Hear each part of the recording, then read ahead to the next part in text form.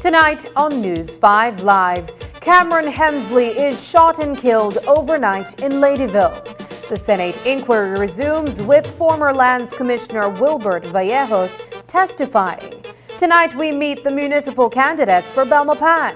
And Father Henry withdraws from the People Democratic Movement ahead of the March 6 elections. These stories and more coming up on News 5 Live.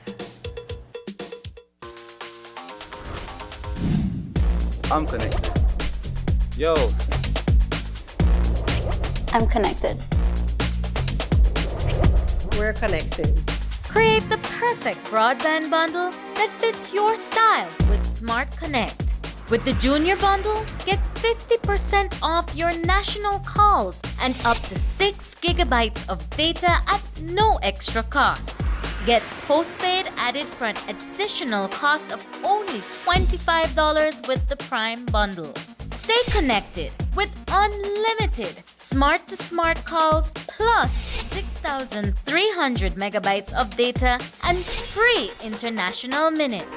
For the family, pay $28.13 more and get the Binge Watchers Bundle with Netflix.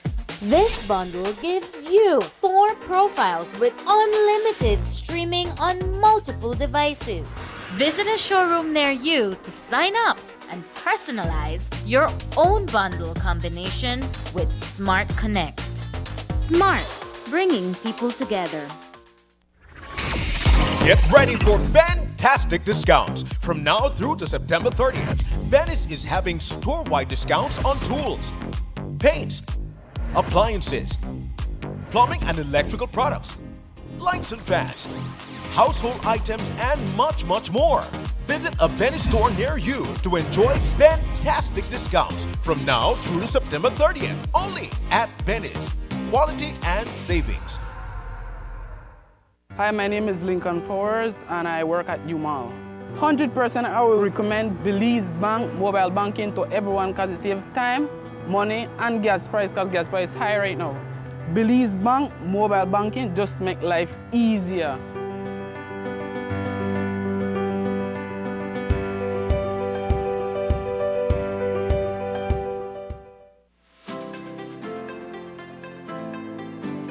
Discover a shopping experience like no other at the V Department Store. They carry a vast array of products at unbeatable prices.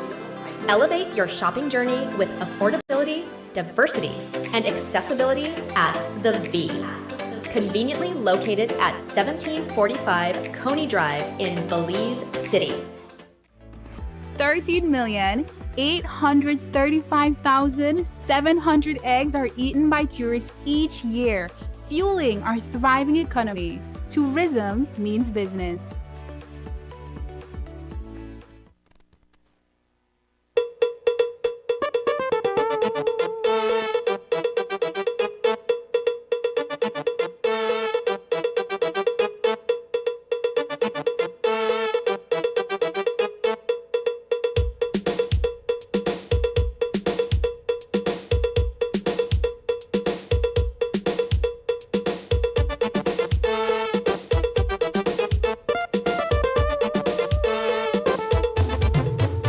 This newscast is brought to you by the Belize Bank Limited.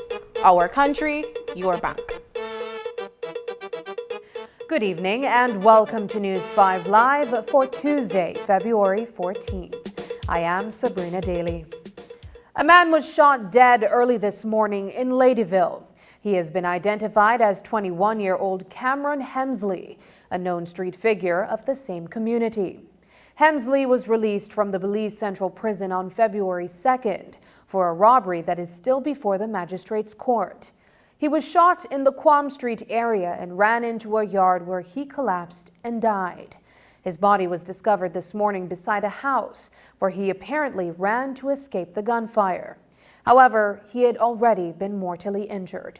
News 5's Marian Ali was in Ladyville today and put together the following report. This is the location behind this residence at the corner of Seagull and Quam Streets in Ladyville, where 21-year-old Cameron Hemsley drew his last breath this morning before 1 o'clock. He had apparently sought refuge here when 8 gunshots rang out.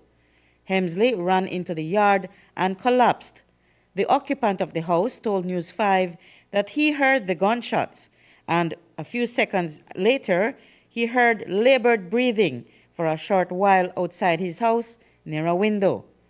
The man said that he thought that it was an opossum because not long ago, stray dogs had mauled one of these animals and it was breathing heavily before it died. This morning, after the shots were fired, residents said that dogs were barking incessantly, but no one went to investigate what had really happened, and it was not until the occupant of the house opened his window and looked outside that he saw Hemsley's body beside his house. While no one in the immediate area was willing to talk on record, this incident has left them spooked. 2 of Hemsley's acquaintances did share with us off camera different perspectives of the same person. One of his friends, a woman who did not wish to share her name, was shocked by the incident. I was surprised when I heard this morning that they kill her, It was very surprising because I never believed they want to kill her because he well known at Ladyville and everybody hang with her, so it's very surprising. He did crimes but not concerning people. Oh. Yeah, so no like that. Be cool young man. But Hemsley's other friend, who also spoke with us off camera, a man, said the killing came as no surprise to him. He chose a life there. It was that number pound we. What kind of life you did that for? Street. Okay. And the street and eat up after a while. But there's a lot of things. A lot of people want to get the man. One time it was good, we try to help her, but we can't help her no more. Okay. We told him that when he come from jail last time. According to court reports, Cameron Hemsley was in fact facing a trial for robbery. He was out on bail, which he had secured just 12 days ago while awaiting the trial to begin, when he was shot dead. In 2019, he was charged with 2 counts of robbery with a firearm and 1 count of aggravated assault for pulling a gun on a police officer. Police are investigating this incident. Reporting for News 5, I'm Marian Ali. In 2023, 28-year-old Howard Reyes was charged for attempted murder, use of deadly means of harm, aggravated assault with a firearm, and wounding, following a shooting incident in St. Paul's Village.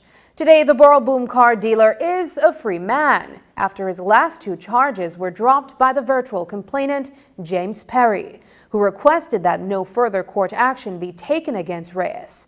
According to reports, Perry had been walking home when a gray Chevrolet Equinox drove up beside him, and someone inside the vehicle fired several shots, injuring Perry. Due to the nature of the offenses, Reyes was denied bail at the time and was remanded to the Belize Central Prison. However, Reyes was later granted bail in late 2023 by the High Court. And now, in light of the complainant's request, the remaining charges of wounding and deadly means of harm were dropped, and Reyes was set free. After a mere 6 days in Belize, a Honduran national has been charged with illegal entry and is at risk of serving 6 months in prison. Allegations are that 39-year-old Loren Rosales entered Belize on February 8, 2024, through the banks of the Mopan River in Benqueviejo del Carmen, and has since been staying in Belize City, where she was later found. Rosales appeared unrepresented before a senior magistrate, where she was read a single charge of illegal entry, to which she pleaded guilty. Rosales was given the option of paying a $1,005 fine or spend 6 months in prison, after which she will be deported back to Honduras. During mitigation, Rosales pleaded for leniency and asked the court for assistance in obtaining legal documents so that she may be removed from Belize earlier. Rosales was informed that if she wishes to remain in Belize legally, she must return home, obtain a passport, and follow the proper protocol for such proceedings. However, she expressed disinterest in remaining in Belize any further. Since Rosales pleaded guilty and has no legal ties in Belize, the court ordered for her expulsion after paying her $1,500 fine or serving 6 months in prison. Tonight, Rosales is at the Belize Central Prison. Coming up, Senate inquiry resumes in Belmopan. We'll have more details when we come back.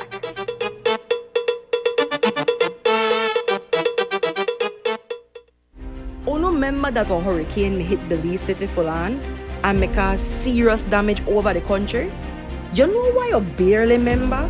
Cause this government no play. We get the people together and all of we work. Get everything back to normal, quick, fast and hurry. Look pan we now, with the track. Look pan the States Bridge. Look pan the Coastal Highway. Look pan the Crooked Tree Road. Look pan San Esteban Road, the pave. That after UDP promised that for 13 years.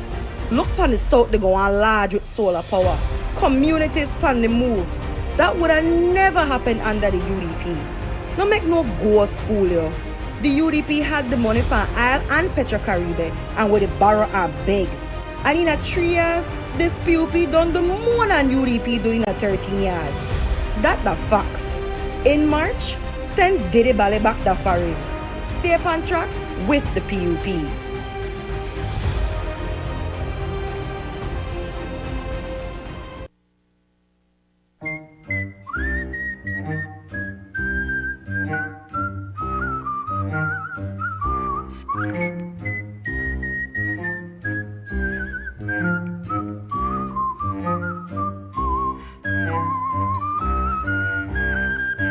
Congratulations! You are a winner of Digi's Live for Free!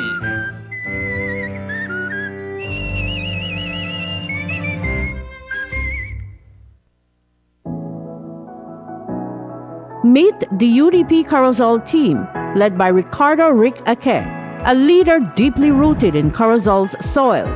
His dynamic team of councillor candidates are Benjamin Acosta, Melanie Mena, Austin Pate, Shahira Sahia, Armando Veos, and Vilma Veos. In the face of big challenges, Rick Ake and the UDP team stand ready with real solutions. Vote UDP 7 on March 6.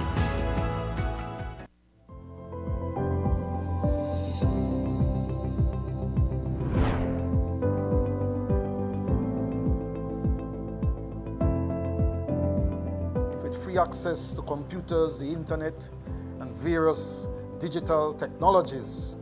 This center will serve as a catalyst for empowerment and education.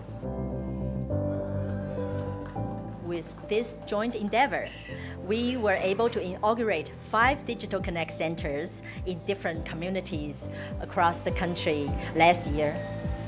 And this year, we are planning to add 4 more. It's really an opportunity for us to come together as a community yet again and share knowledge, share experiences, share training, and of course, as this month is all about, share love. Rural and urban communities alike are being bridged to ensure that every citizen is provided with essential services and resources needed to thrive in today's digital age.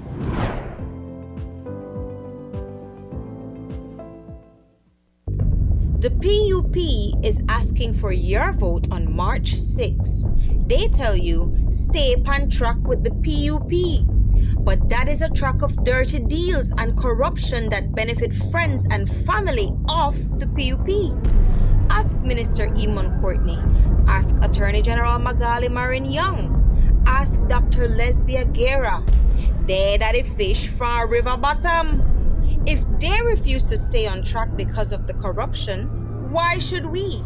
On March 6, reject PUP.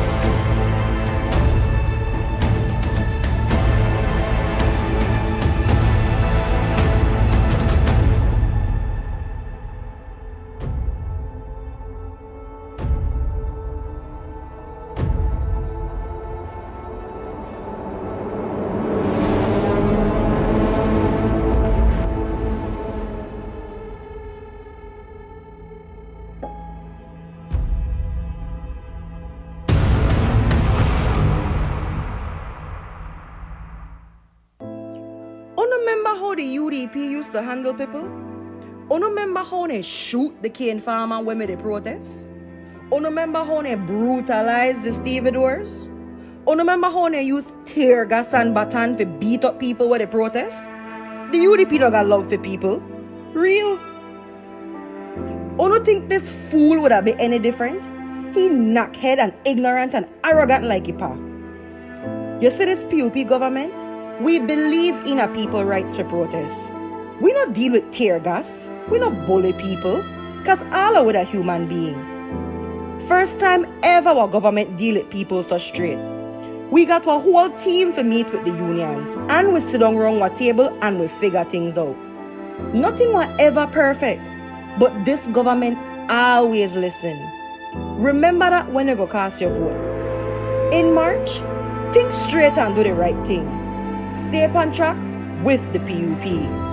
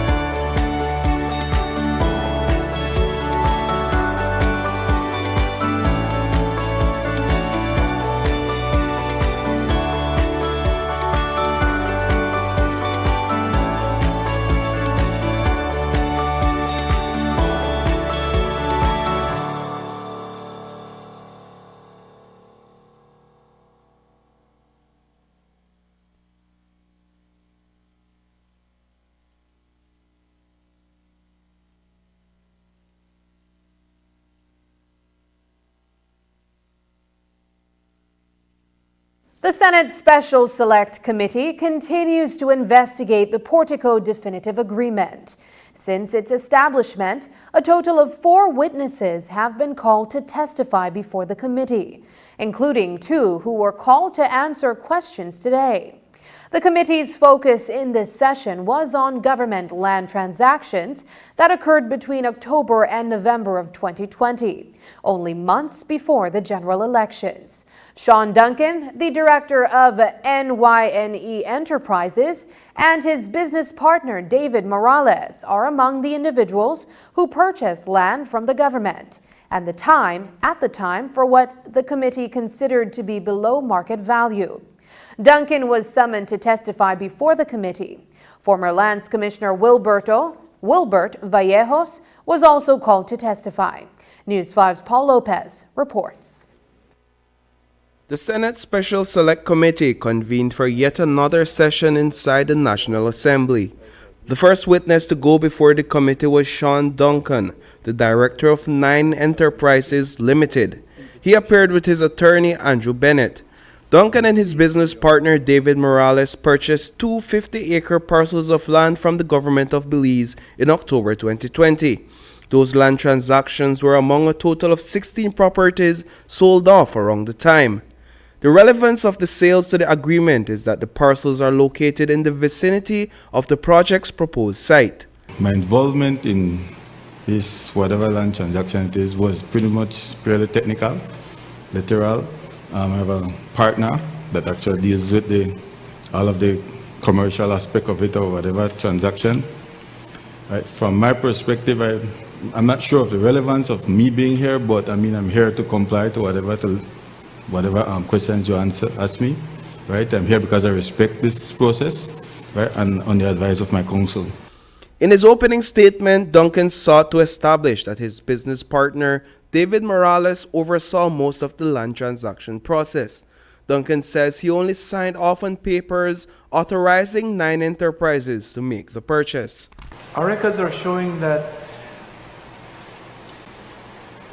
there are 2 properties of around 50 acres each. I think one is for 50, let me see, 50.1, and the other is around the same size. There are 2 properties, can you confirm? That's correct. And you paid $5,300 each for those properties our records are showing.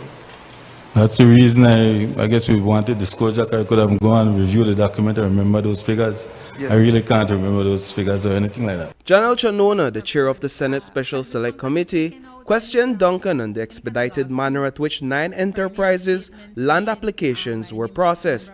And when Senator Bevin Call questioned Duncan on Morales' involvement in the land transaction process, Duncan continued to somewhat throw his business partner under the bus. We have documentation here that says that you applied the 7th of October, it was received the 13th of October, and then you get approval the 20th of October. That's good, I guess. Does that sound correct? Mm-hmm. I said when you got the notice from your business partner that you got the investment secured, all within less than a month. Were you? Some things works faster than others, I guess. But I mean that's how it went. I guess from his perspective, remember I did not deal with that aspect. So David Morales was the person who did all the paperwork, went to the site, the proposed land site, inspected it, applied for it. All you did was just sign. Yes, he's the managing director of the company, so he did whatever they did, whatever transaction. But a good opportunity, I signed over the document. I signed over because it's land. I don't think you could ever go wrong with land. The second witness to go before the committee today was former Lands Commissioner Wilbert Vallejos. He served as the Lands Commissioner for 11 years and appeared today with his attorney Dean Barrow, who wasted no time stating that his client will not answer questions deemed irrelevant. I believe, Madam Chair, that you will have to agree with me that questions about land transfers or land sales in an area that, as I understand it, is within 2 miles of the locus of the site of the Portico Cruise project. Those questions have nothing to do with the inquiry on which you are embarked. You can put any question you wish, but I am suggesting to you, Madam Chair, and you will no doubt consult with your counsel, that you're not entitled to put questions that fall outside of the ambit of your terms of reference. You're not entitled. Thereafter, every question that senators put to the former lands commissioner was met with an objection of irrelevance. Senator Herrera, your questions keep coming about land. I'm sure you heard Mr. Barrow. The terms of reference is specific about the Portico definitive agreement, of which I know anything.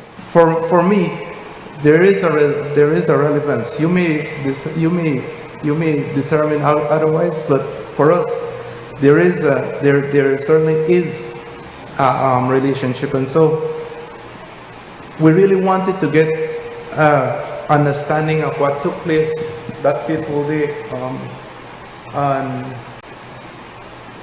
November 4th.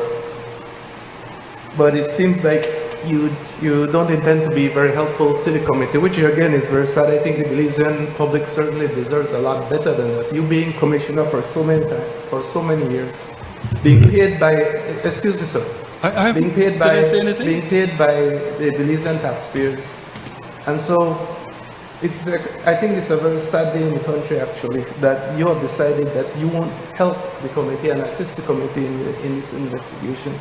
It was then determined that Vallejos would be of no help to the committee during today's session.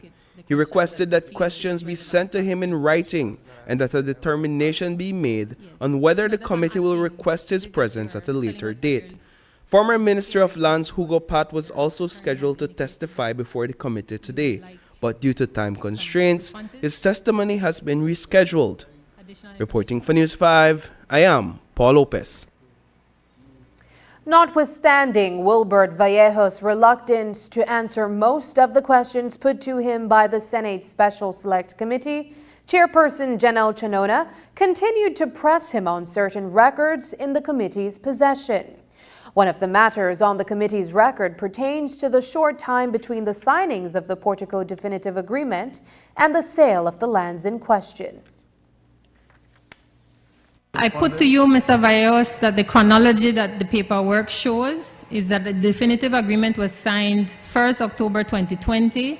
The land in and adjoining the Portico proposed development area went from national land to particular companies on the 4th of October, and then in 2022 were purchased by Portico. No, he's asking me to clarify the relevance. So I am, and with all due respect, I'm asking you, Mr. Vallejos, the context of the question is, was there a process the committee would be guided from an expert like yourself as to what was the process for land, national land, to be sold to companies?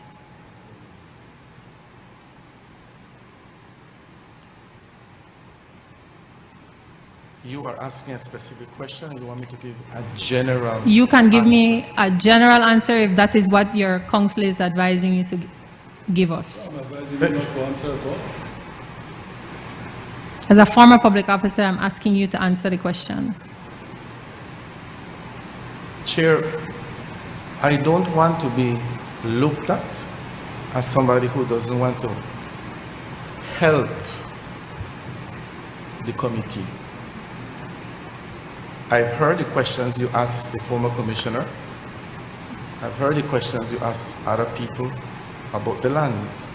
But again, in my humble opinion, and I agree with counsel, those questions are set and apart from what I thought you would be answering, and I'm trying to see the relevance. Yes, but your expectation is not my responsibility. Former Former Special Envoy Kim Simplice Barrow is the new president of the Belize Cancer Society, succeeding Laura Tucker Longsworth, who served in that capacity for many years. The announcement was made earlier today following an annual general meeting that saw the appointment of a new board of directors. Simplice Barrow is joined by Vice President Sharon Young and Secretary Dr. Dion Chamberlain. During the AGM, 2 resolutions were passed, which permits the board of directors to establish a dedicated seat for the immediate past president to serve as an ex officio member, providing valuable continuity and experience, as well as institutional knowledge. Secondly, dedicated seats will be established on the board of directors for the presidents of district branches. After the break, meet the Belmopan municipal candidates for the UDP and PUP. But first, here's a weather update with data from the Belize Met Service.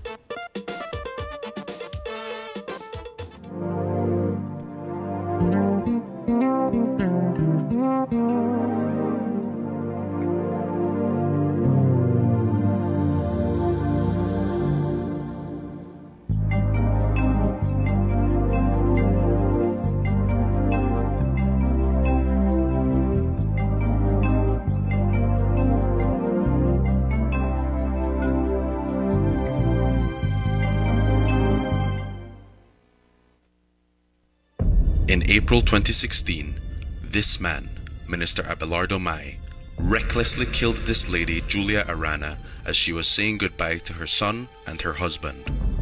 Instead of doing the decent thing and compensating the family, Abelardo Mai smeared the dead lady's name, saying she was under the influence of alcohol and ran into his truck. But the court did not find Minister Mai to be a credible witness. It rejected his story and ordered him to pay over $200,000 to the family of Mrs. Arana. Minister Mai is cold, callous, and dishonorable. On March 6th, reject the PUP. Tiger Sharks! San Pedro, Belize, you ready? You ready for this one here? It's basketball time! A rebel versus the running rebels. Come out and support your Sharks, the San Pedro Tiger Sharks. Tiger Sharks! Where to take on the Orange Rock running rebels.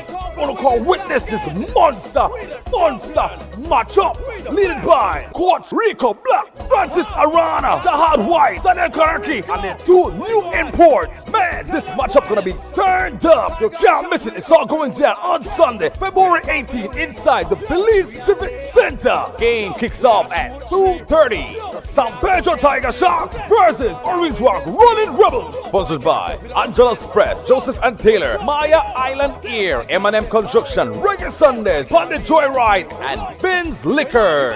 The after party will be at Reggae Sundays at the Tradition with Reggae Dutch and more. Everybody pull up February 18th, Sunday. Tiger Sharks versus the Running Rebels, 2:30. Sunday, February 18th. Yo, I say Tiger Sharks. Say Tiger Sharks. It means a lot to me. I think often people forget the elderly. I can remember when this elderly lady walked through the customer care department. We have a section in the lobby where it labeled Golden Citizen, and Golden Citizen get priority. I called her over and asked her to come. When she came over, like a little sadness come over me, because the look what you have in it, face and your eyes, and you know she had a lot of struggle during her years. Put back in the connection in the system for her, and I guess that from then, that when she was the first person that was on the Golden Citizen. And if I can remember, back then we paid the bill for them in full, and it's only a small handful. We had a Golden Citizen ceremony, and they present to them the Golden Citizen like a little certificate, and she was here. I feel good that elderly citizens across the board are being assisted with by this Golden Citizen program. So yes, I feel so good that they're being assisted. Only remember that COVID made the wrong? Just a couple years back, nobody made jobs. Everything me locked down. Borders shut down. People made it dead every day. Look how we leave Belize now. I know some of you not even remember COVID, cause all of we work now. We get opportunities to own land and to own a house. We kids that are school and we find out that free education that was a real thing. We got NHI, which means that we could get a checkup, with X-ray, and all our blood tests, our medicine for at least small change. And even better than that, this government removed all fees from public clinics, so everything free. All of this happened in 3 years. All of this happened because PUP had one plan. Only crab walk back way, and we certainly don't crab. In a March, we the safe on track with the PUP.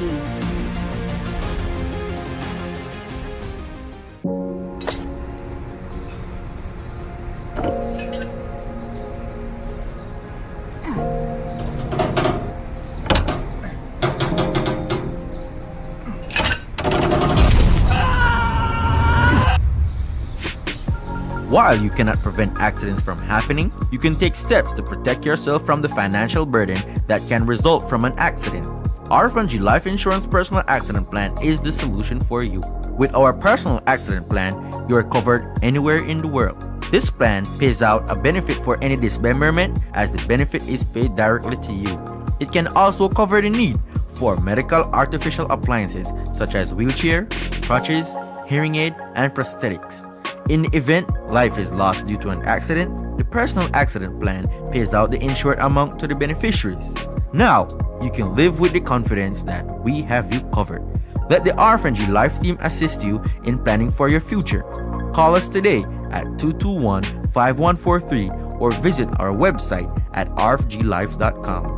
Orphanage Life Insurance, the life company.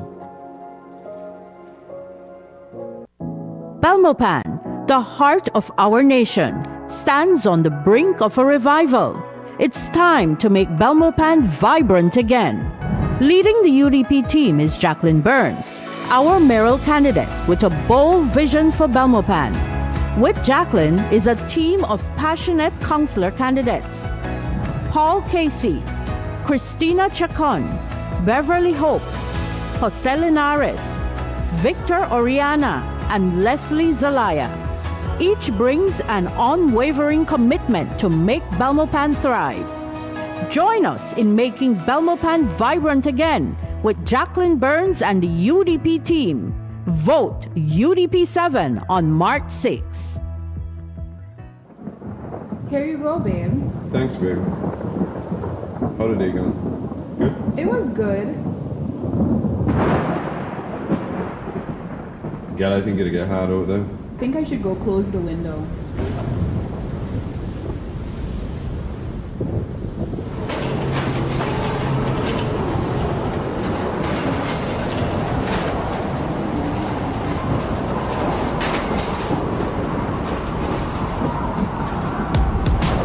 Don't let this happen to you.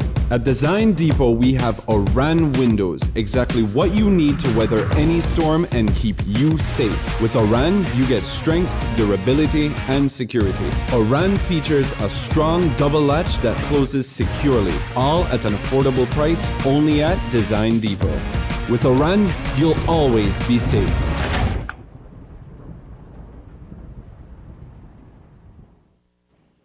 Tonight, we continue with our weekly coverage of the upcoming municipal elections. In this installment of Meet the Candidates, we take you to the city of Belmopan, the nation's capital. Both the People's United Party and the United Democratic Party are fielding candidates for March 6th. So, who are these aspiring municipal leaders, and why did they decide to run for office? News 5's Paul Lopez traveled to Belmopan to hear from both mayoral candidates and a couple of their councillor candidates. Here's what he found out about them.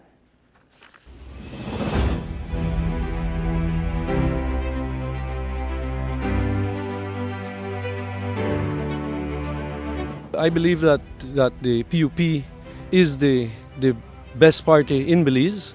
This party has been behind some of the movements that the people have clamored for. For example, independence. There are others, of course. So that would be one of the first reasons why. My dad was also a representative for this party and for the people of Belmopan and Cayo South. So that for myself, the option of which party it was very clear. This is the best party for representing the people. I always tell people that God dictates my journey because I never aspired to be a mayor, or I never had it in my dream. But what I know I want to do is to be actively involved in assisting people.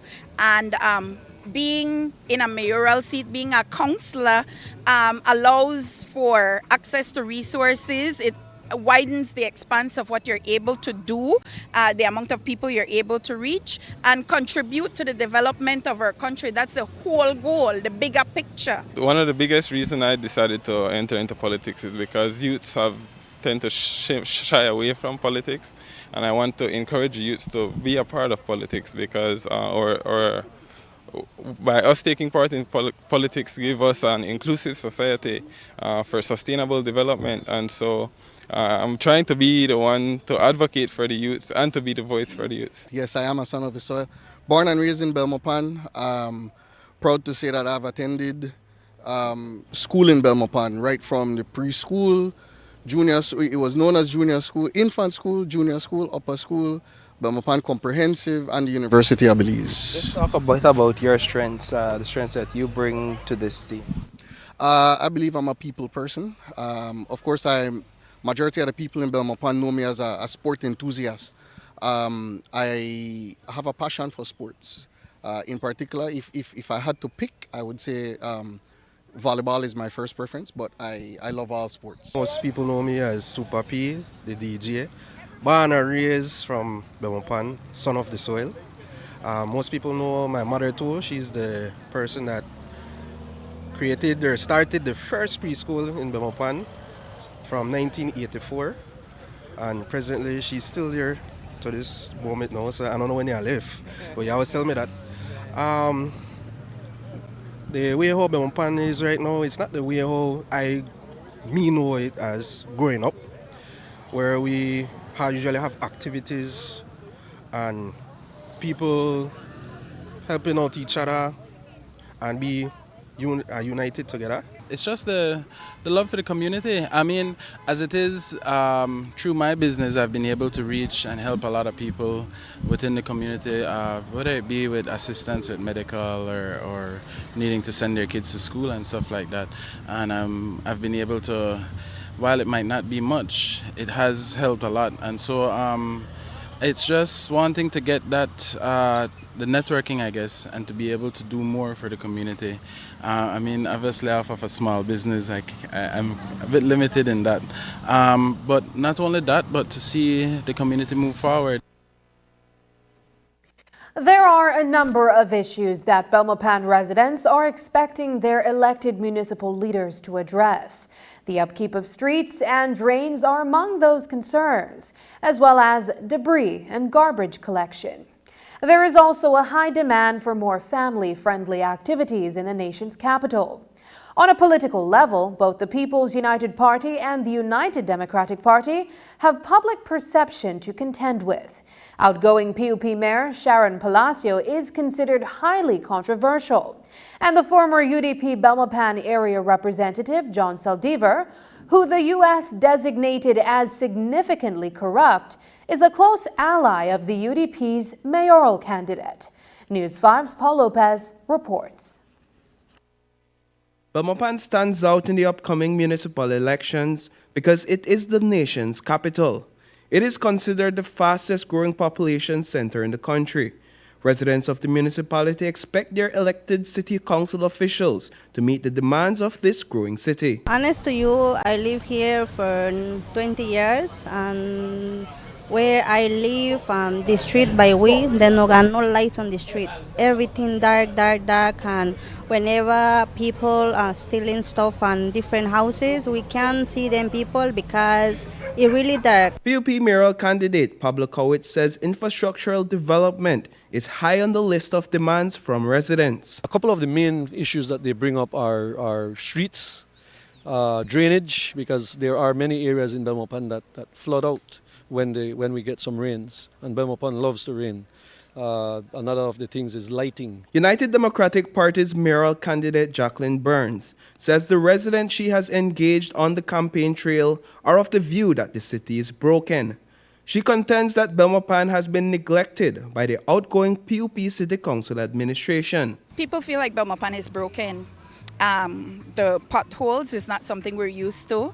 We're used to our green areas being nicely tapered and so on. So we have a certain pride in saying, Belmopan is our home, and we want it to reflect, this nicely kept area. And so I think that's a priority for people. The UDP's campaign slogan in the capital city is "Make Belmopan Vibrant Again." It is a reflection of the demand for more youth and family-friendly activities. Both parties are hoping to fill this gap with the youthful candidates that they are fielding. Belmopan is known to be as the dead or boringest place in the country of Belize. So we need some recreation centers, mainly for youths. Well, not merely for youths, but for the general public. I'm a DJ at Trade. For entertainment part, that's my stronghold. So I will know what activities to do and create, because we have different age range. We have the kids, we have the high schoolers, we have the tertiary level, and then we have the adults, and then we have the senior citizens. So you have to think out of the box to create something whereby everybody can work together, or something where what could happen together for everybody, help out each other, and something attractive where it could be family friendly. Because that's one complaint everybody, we don't have no family friendly stuff. For me, advocating for the youths, many of them feel comfortable reaching out to me. A lot of the concerns are that there's not enough activities in terms of sports, after school program, academics. And so for me to be in this position to advocate for them, I know what we like, right? And so it puts us in a good position because now we have a voice. Many times, in politics, it's the same older heads over and over.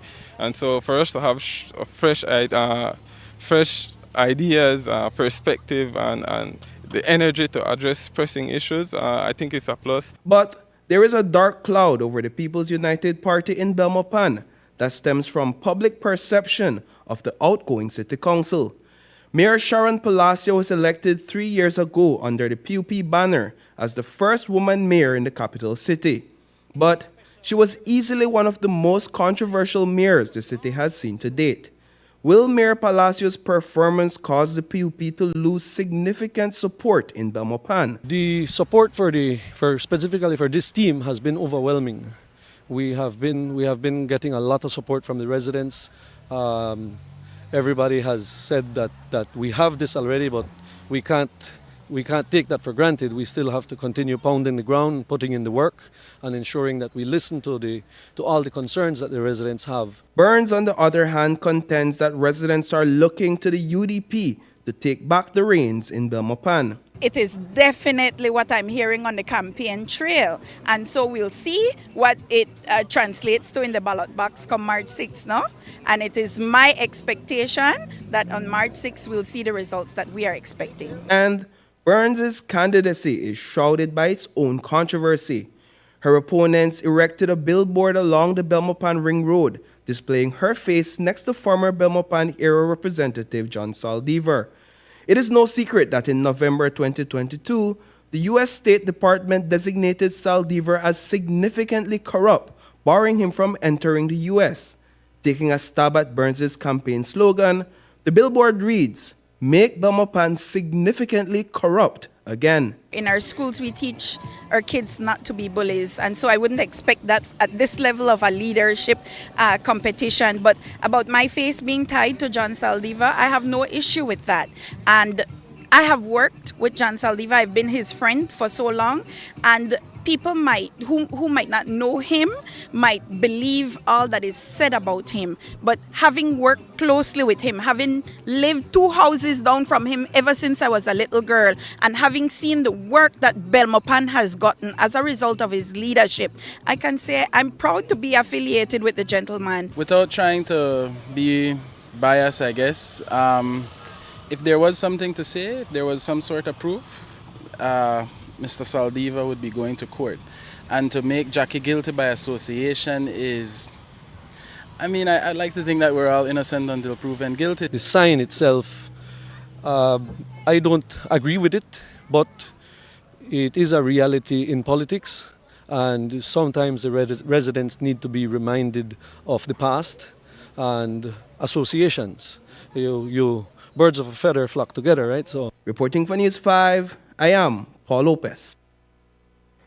He's been campaigning daily for himself and his fellow candidates with the People's Democratic Movement under the leadership of Esteban Pereira Sr. But now there's been a fallout between them, and Henry says he is no longer a part of the PDM team.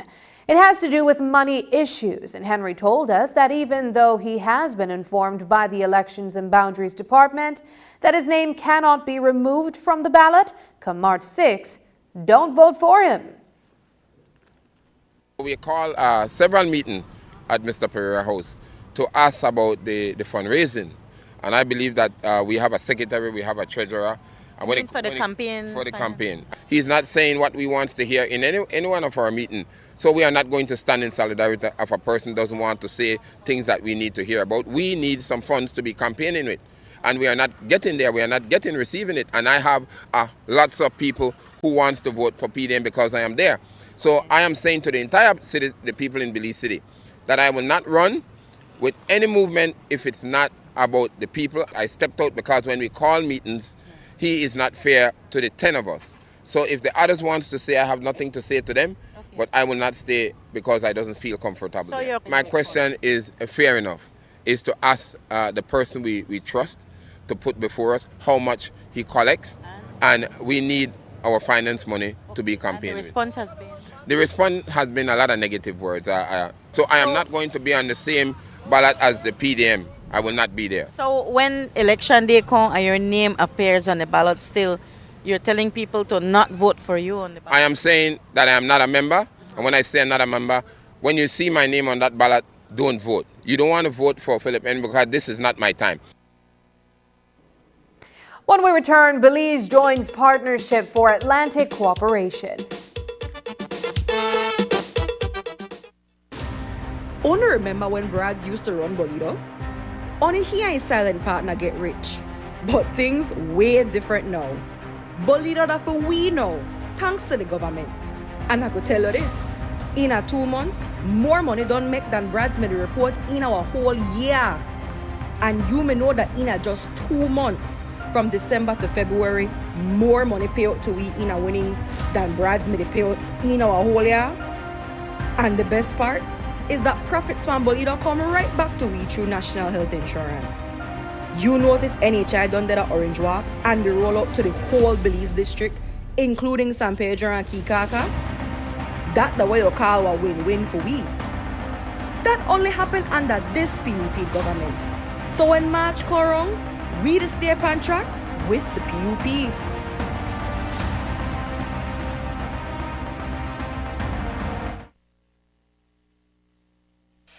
The Social Security Board, in collaboration with the Labor Department, takes this opportunity to remind insured persons of the requirements for compensation when on sick leave. Any employee who has worked with an employer for at least 2 months is entitled to 16 working days of sick leave with full pay every year. This is how it works. Upon approval of a sickness or injury benefit claim by SSB, 80% of the employee's weekly insurable earnings is paid as a Social Security benefit, and the difference in the employee's salary is paid by the employer. This is to ensure that the employee does not suffer any loss of wages when ill. After 16 days, compensation for sick leave is paid as a Social Security benefit only. Some conditions apply. This message is brought to you by the Social Security Board and the Labor Department.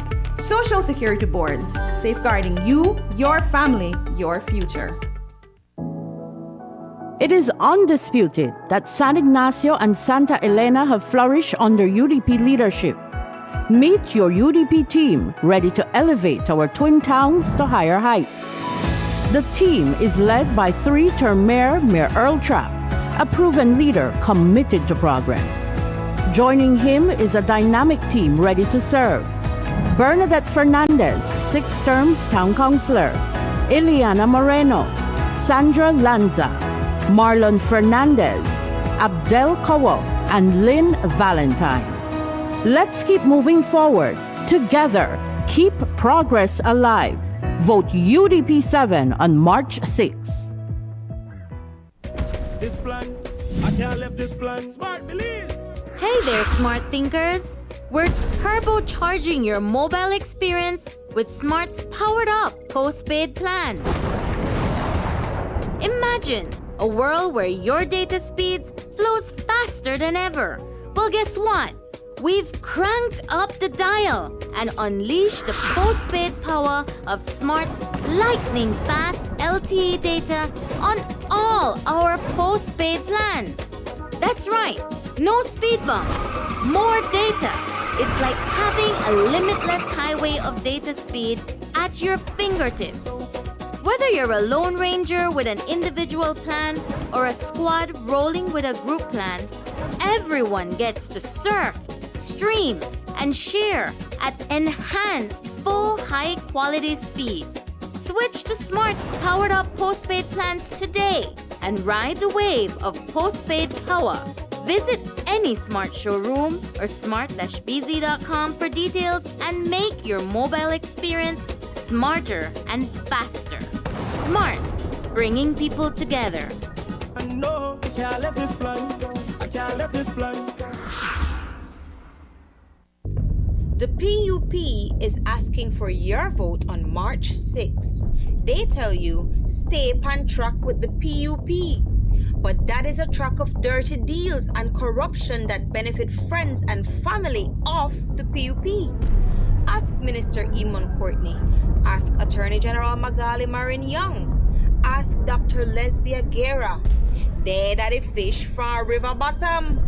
If they refuse to stay on track because of the corruption, why should we? On March 6, reject PUP.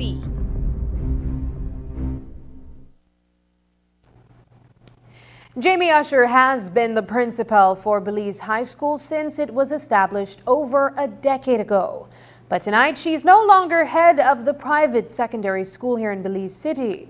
In a message earlier this evening, Usher confirmed her departure from BHS, stating, quote, "I am humbled to have been able to share my talents, gifts, and ideas for just under 14 years. The service to the future of education in Belize has been my passion, and my energies will continue to serve the students of Belize, especially in leadership and robotics.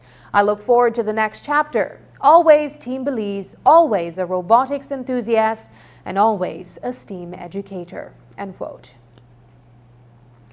United States Ambassador Jessica LaPen concluded a whirlwind visit to Belize earlier today, where she met with senior members of the Brisenu administration, as well as several civil society organizations.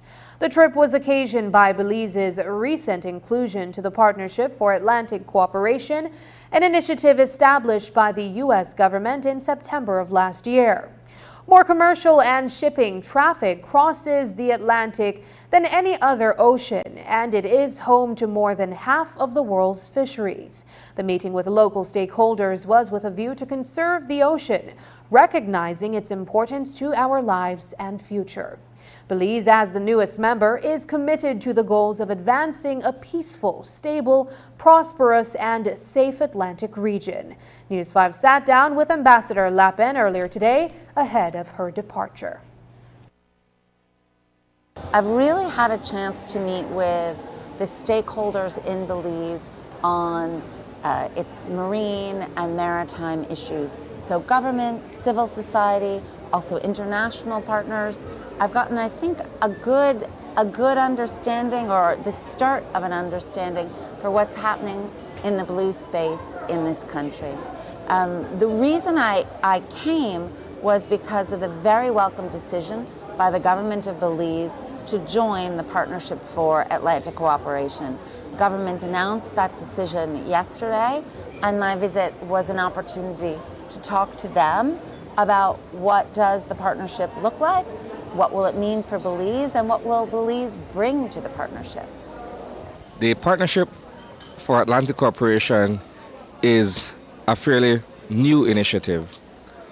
Talk to us about that and perhaps the buy-in from other countries to be a part of this initiative. So it's very new. The partnership was launched last September, so at the end of September 2023, with 32 countries, and with Belize it's now 38. So it is a meaningful reflection of Atlantic coastal states. Much of the states on the Atlantic are now part of this initiative. The initiative is designed to do a few things. First, to say that we are an Atlantic region.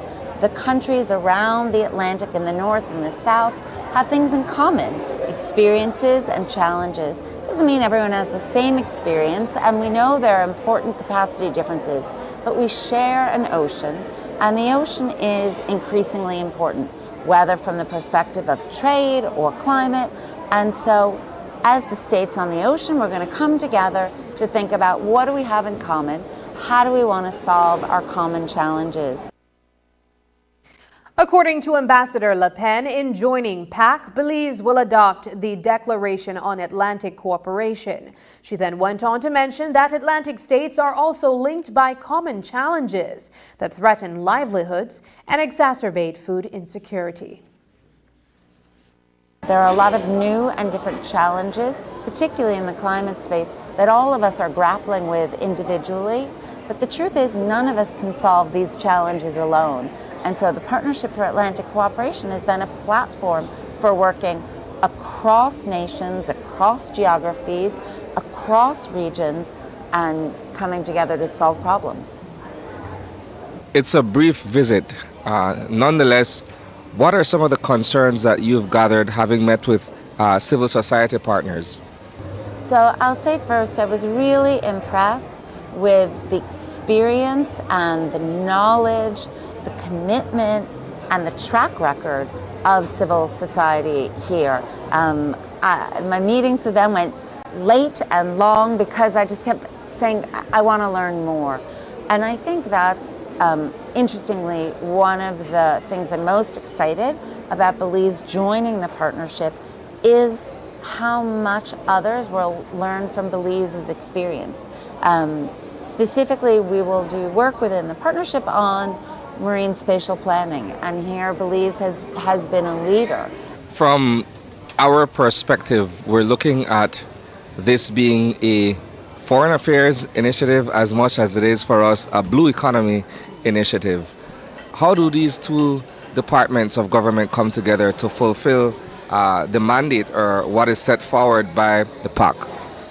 It's such a great question. I think all of these issues are interministerial. In every government of Belize, government of the United States, we need a range of ministries and agencies to work on these issues and to work together. So interestingly, the partnership really thinks about how do we work across countries and within countries. And so here I had the opportunity to meet with the range of actors within the government and see how they work together. It's really impressive. That for me was a real takeaway, the understanding here that these are interministerial challenges and organizations within government need to work together. I don't think that's easy in any case, and here it's very impressive how that works. The government of Belize has reaffirmed a long-standing partnership with the European Union with the signing of a Green Growth, Trade and Border Management Program. The initiative will be funded by the EU as part of a financing agreement for 12.6 million euros, the equivalent to 27 million Belize dollars. Present at today's signing was Marianne Van Steen, EU Ambassador to Belize. Today was an important day because we signed a document which is actually the result of hard work from my team here. I have a team in Belmopan, but also the team from the government and many people who were involved to kind of look at what are the main areas in which the European Union can continue to provide support to Belize's development plans. So we signed a document today where we actually confirm our willingness to address a number of areas with a sum of 12.6 million euro. I've just made the calculation. That must be about a little bit more than 27 million Belizean dollars. That is not our entire package of support to the country. I have to make that clear. But it's an important part of our bilateral envelope. And I was saying thanks to everyone who contributed to that because it's been a very consultative process. It's not like we come here and we say we're going to help with 1, 2, 3. We actually talk both with the government and civil society. And we've come up with a couple of very important initiatives for the country. You will be interested to know which ones they are. The first one is it's not hard to see and everyone knows, but we've agreed that the main priority, the main needs there are in this country is the South. I mean, the South really needs an extra push, needs help with its local development plans, needs help with microcredits, needs help for let's say the more vulnerable participants of society, the women, the children, to get that extra push in order to allow them the possibility to participate more in society and to create livelihoods for them. Ambassador Van Steen emphasized the importance of the partnership between Belize and the EU, as well as the new program, which has the potential for significant transformational potential for economic prospects in southern Belize, particularly along the border with Guatemala. It was very important, this agreement, the result of hard work, and it really illustrates what a good relationship we have with Belize. I was congratulating the Prime Minister and actually also the former Minister of Foreign Affairs that we've been working very closely together as to how this government has been able to put Belize on the map.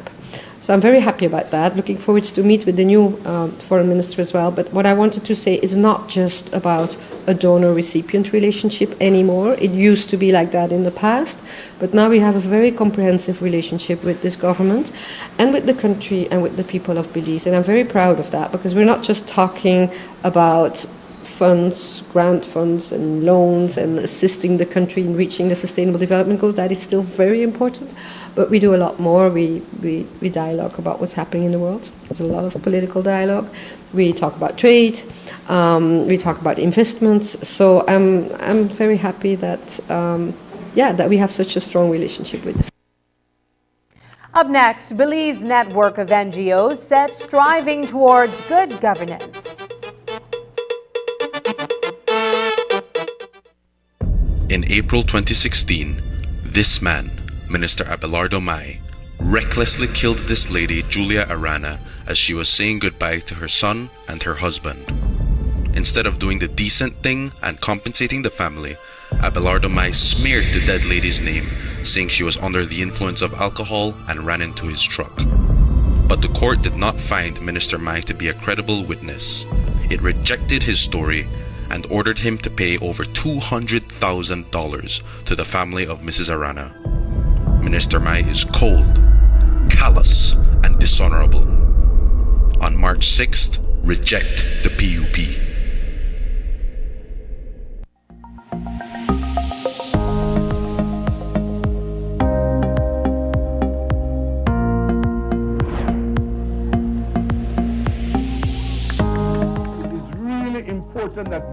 That we continue to support the vendors of the Mahogany Street Hub.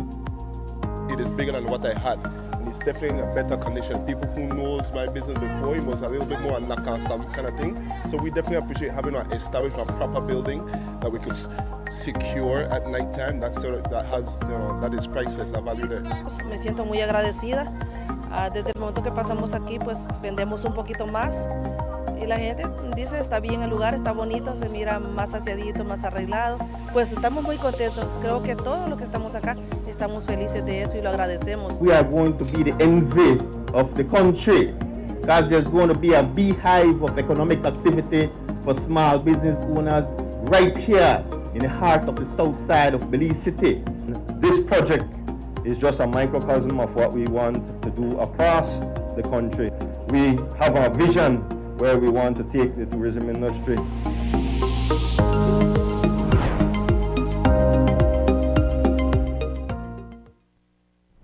This plan, I can't leave this plan. Smart Belize. Hey there, smart thinkers. We're turbocharging your mobile experience with Smart's powered up postpaid plans. Imagine a world where your data speeds flows faster than ever. Well, guess what? We've cranked up the dial and unleashed the postpaid power of Smart's lightning fast LTE data on all our postpaid plans. That's right, no speed bumps, more data.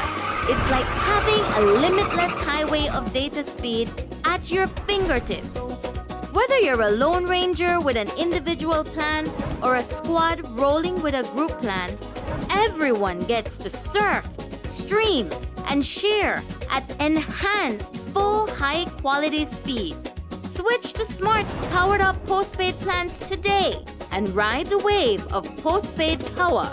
Visit any Smart showroom or smart-bz.com for details and make your mobile experience smarter and faster. Smart, bringing people together. I know I can't leave this plan. I can't leave this plan.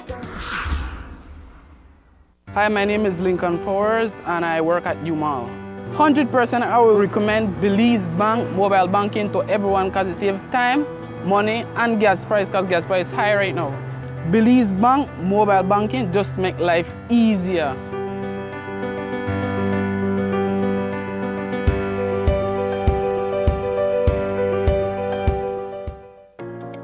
Make we no lie, cost of living that was a real problem. But if you believe this is a foolful one where they say if you vote for UDP in a March, cost of everything going down overnight, something have to wrong with you. The fact is that a lot of countries they struggle, even big countries like the US. Things not back to normal worldwide with COVID and with the war in Russia. But that's why this government subsidized the bakers and the productive sectors and the transportation sectors and the tourism operators. That's why we push free education and free primary health care. A small country like Belize could have never escaped inflation. But that's why this government the push for people get land title and get house and opportunities for work. We will beat this cause PUP got one vision and one plan. In March, no knock your head like this one. Stay on track with the PUP.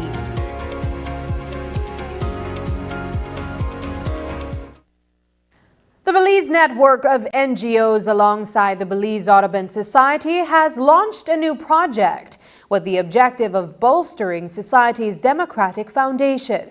The project, funded by the European Union, seeks to increase capacity building for local civil society organizations, elevate gender equality, and amplify the voices of youth and marginalized communities such as people with diverse abilities and the LGBTQ. We attended the launch of the event today to get better insight into this endeavor. News 5's Brittany Gordon reports. The Strengthening Civil Society Participation in Democracy Through Effective, Inclusive, Good Governance, Reform and Oversight project was launched today at the Belize House of Culture. The project seeks to ensure good governance through a series of campaigns, policy reforms, and activities to uplift marginalized communities. It is a collaboration with the Belize Audubon Society and the Belize network of NGOs. We spoke with BNN Executive Manager Emerson Codd for more information. And the main focus of the project is, again, as you can see from our billboard here, it will focus on capacity building for local CSOs to engage in national level policy dialogue. We will also focus a lot on promoting gender equality, women and youth empowerment and inclusion. And we are focusing on promoting an enabling environment on behalf of vulnerable communities with attention to digitization. Although the event was officially launched today, COD informed us that the project has begun its work already. We have hit the ground already. We have conducted a series of workshops geared towards a very important of Belize that is ongoing, the constitutional reform process.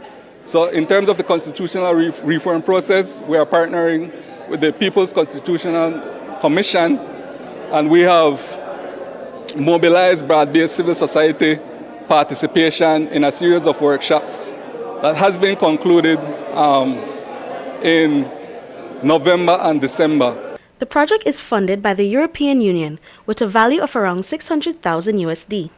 Ambassador of the European Union to Belize stated that the Union seeks to aid Belize's objective in bolstering the society's democratic foundation. The European Union thinks that democracy, respect for the rule of law, respect for human rights are essential, and they're very high on our agenda when we work with other countries. So when you go to another country and you would like to contribute and make sure that there is, good development in that country, you need to make sure there is a well-functioning democracy. So it is pretty new that we start working in different countries to strengthen the role of civil society, but that is because we have understood that in order to have a democracy that works well, you need to have a very vibrant voice of civil society. So it's a bit of a milestone, this project. It's a bit new. We've been working with civil society a lot, but on particular themes or objectives. But now this is really about strengthening the voice of civil society because it has an important role. COD stated that the project aims to be as inclusive as possible and works alongside every civil society organization in Belize. We are targeting all civil society organizations in Belize. We are trying to be as inclusive as possible, and we are working with a cross-sector of civil society organization in Belize. So it's not geared towards maybe one specific sector of civil society organization. We're actually targeting the cross-sector of civil society organizations that represent vulnerable communities, vulnerable populations here in Belize. Brittany Gordon for News 5. And that's the news. Tonight's broadcast is available at channel5belize.com, on our Facebook and on YouTube. I'm Sabrina Daly. Thanks for joining us, and from all of us here at News 5, have a good night.